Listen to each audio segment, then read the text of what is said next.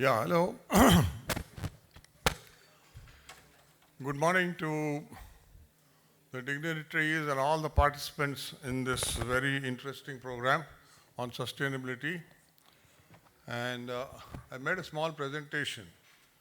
I think that can be.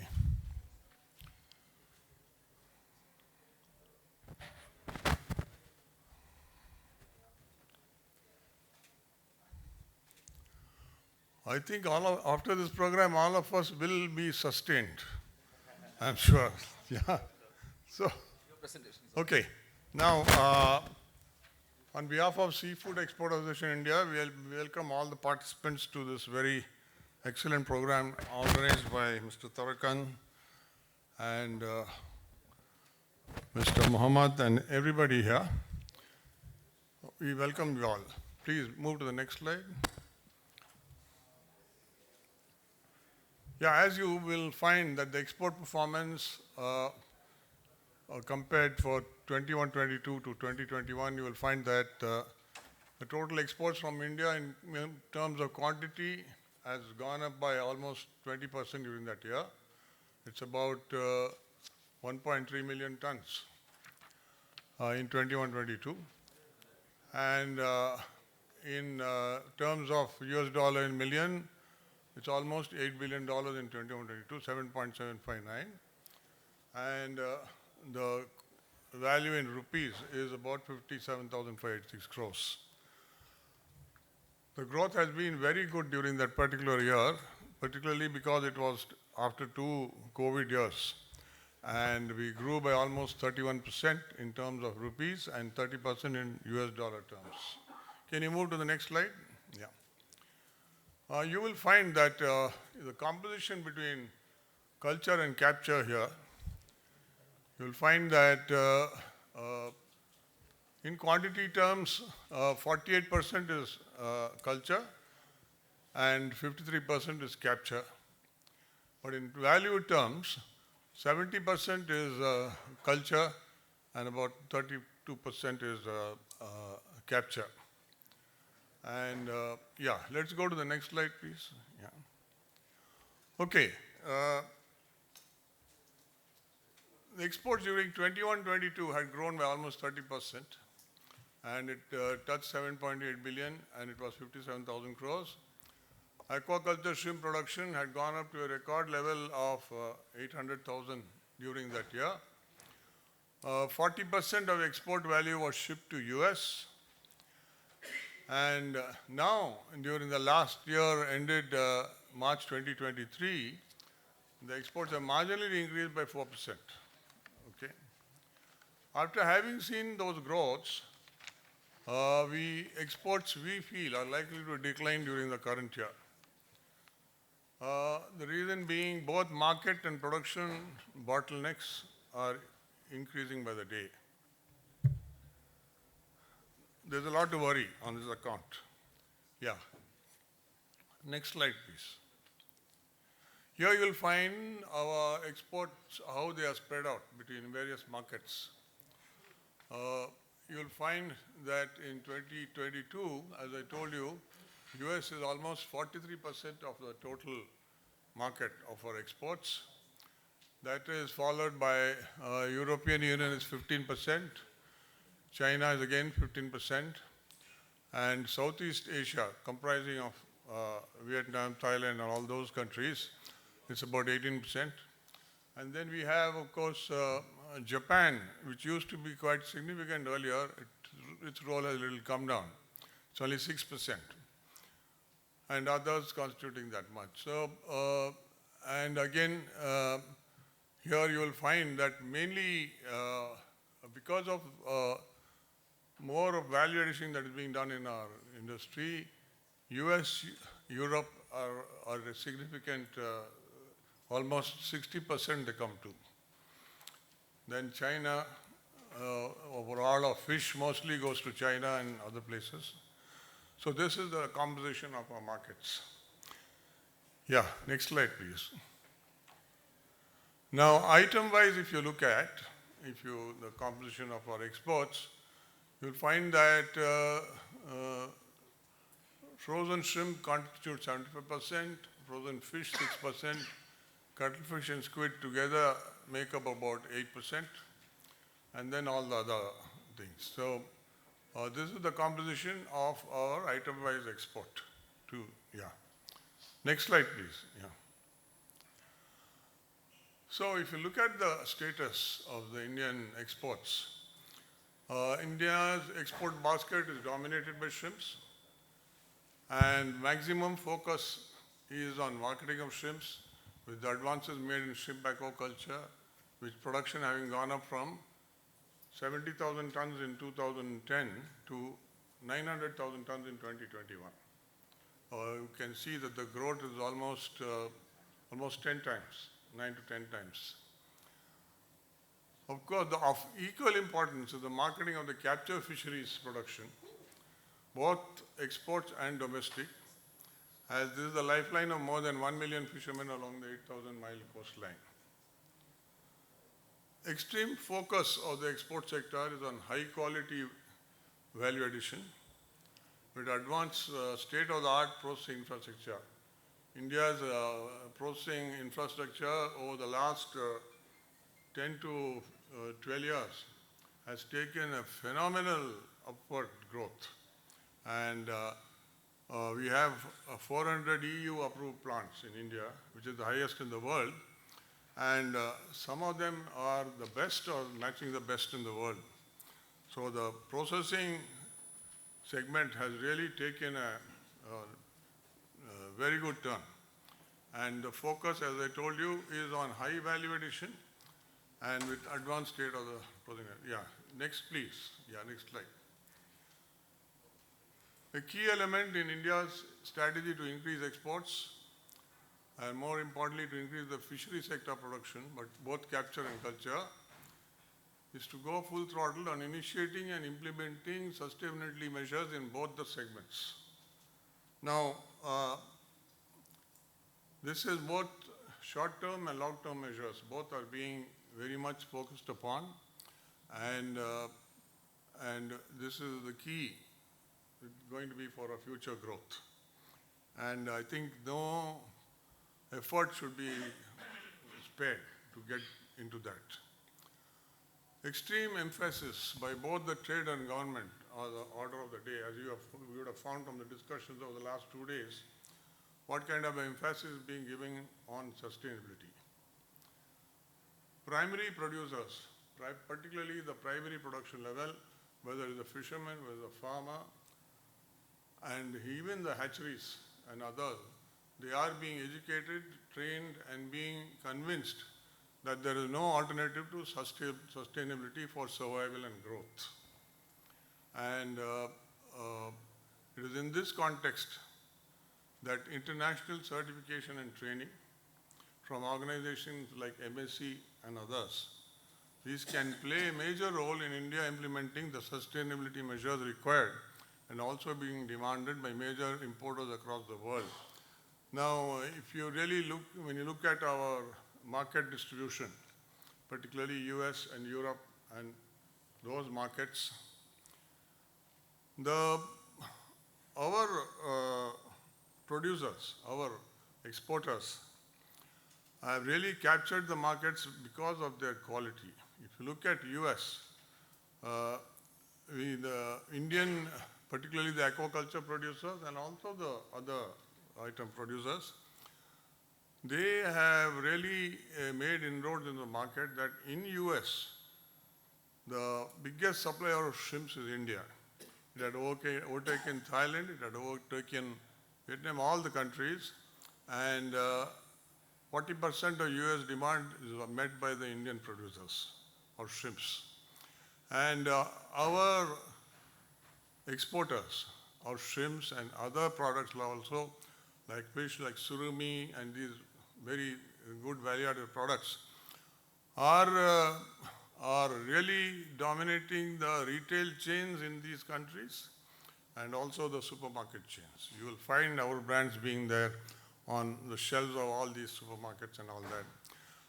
That has happened only by the extreme emphasis on quality that has been exercised by the Indian exporters.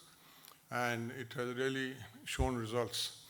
And so while doing that, whether in aquaculture or capture fisheries, both the exporters, they have upgraded their processing facilities tremendously to meet the demands of the supermarket chain, the retail chain, and the importers in these other countries.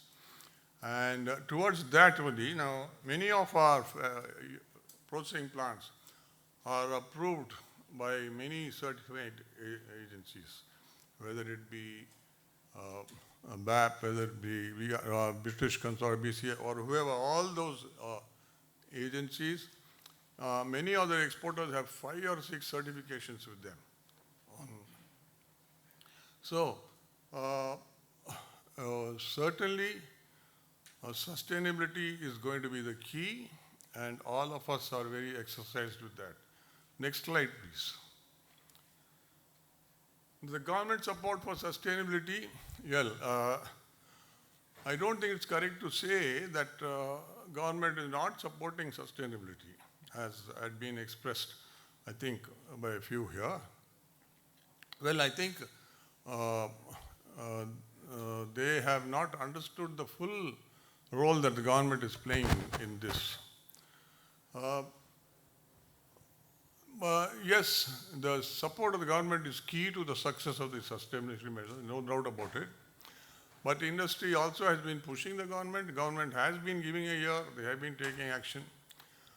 And a separate fisheries ministry in India was created 3 years back at the center, mainly for such purposes.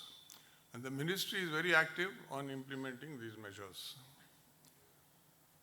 But a good budget provided to the fisheries ministry, as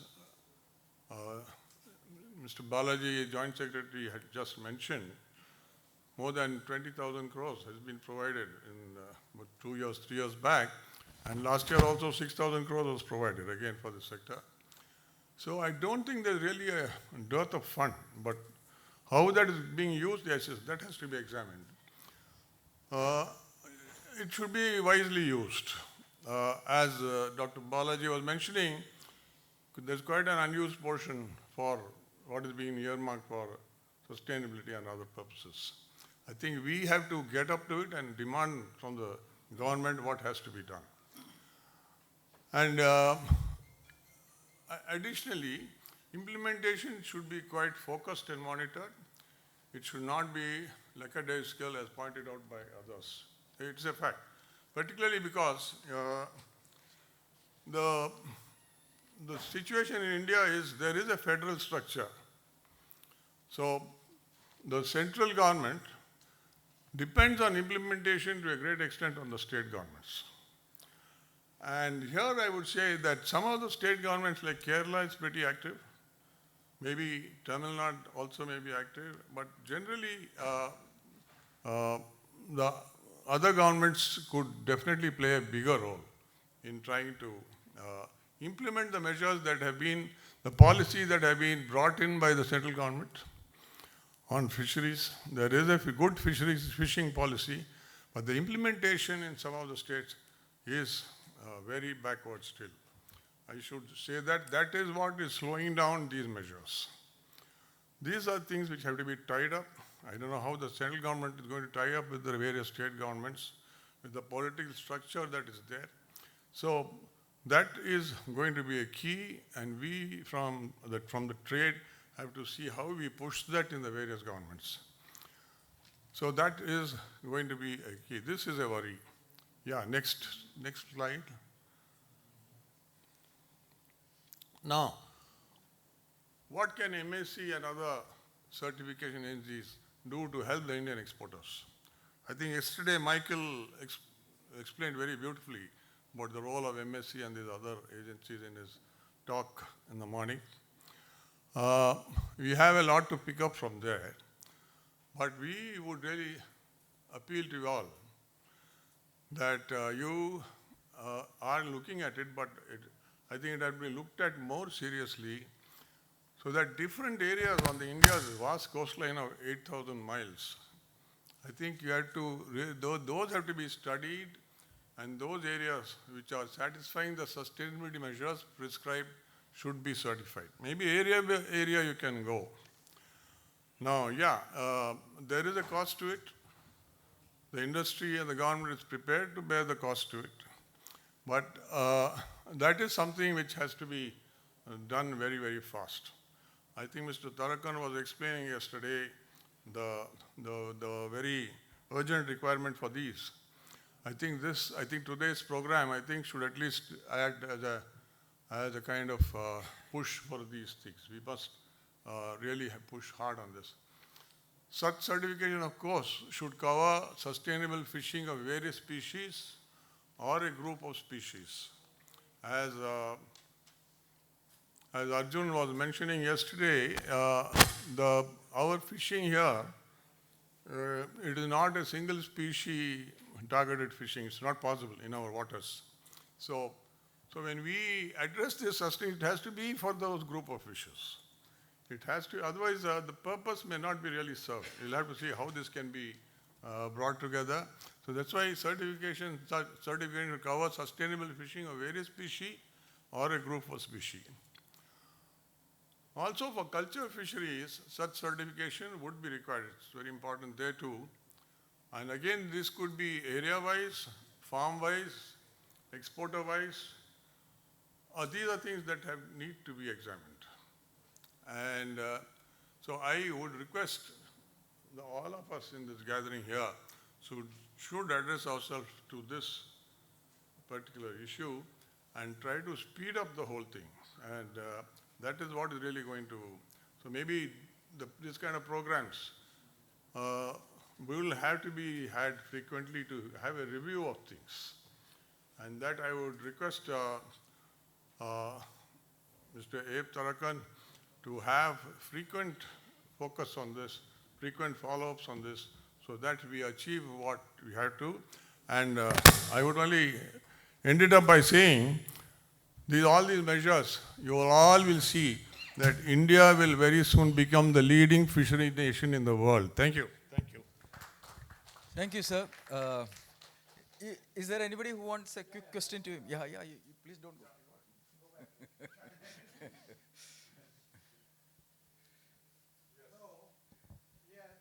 You said that there is government support.